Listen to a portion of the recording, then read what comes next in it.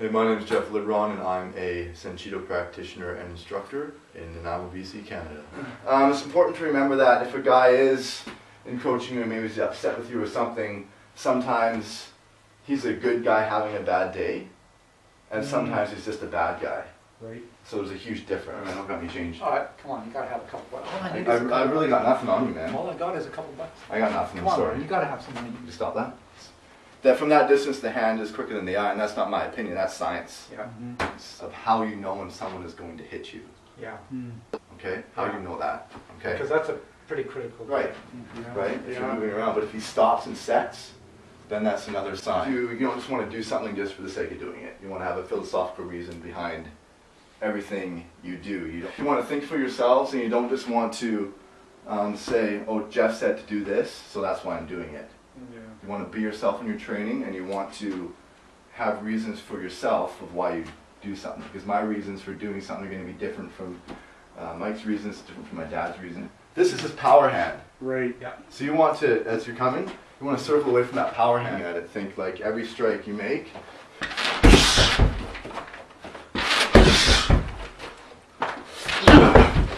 put some spirit into it. You can even picture someone you don't like there. That helps. I've been training Senshido for about 6 years now. I'm 27 years old. And the biggest component of what Senshido has given me has been the ability to live as a warrior to the best of my abilities. And I don't mean warrior in the fact that, yeah, I go out and I fight wars and I'm a big brute. What I mean is, I strive to have the attributes of the warriors of old. I mean, you look at the Spartans, and those guys had courage, honor, respect, and an incredible amount of self-discipline.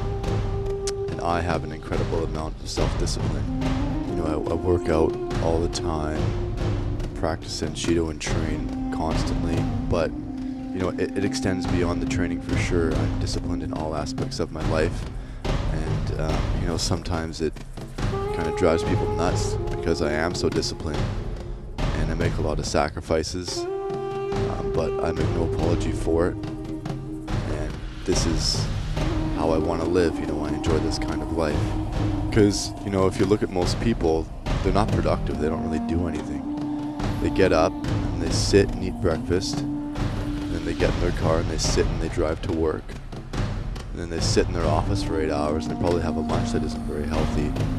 Then at the end of the day, they get in their car and they sit and they drive home.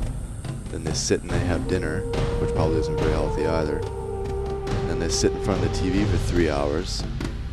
And then they go in their bedroom and they lie down and go to bed. That's not a life I condone, and that's not a life I want to live. And I want to help people get away from that kind of lifestyle and show them something, you know, you could call it beautiful if you look at it right. And yeah, I just, you know, I hate to see people stuck in that rut, and it's not a life I want to see people live, whether by circumstance or by choice. I just don't think it's a good idea.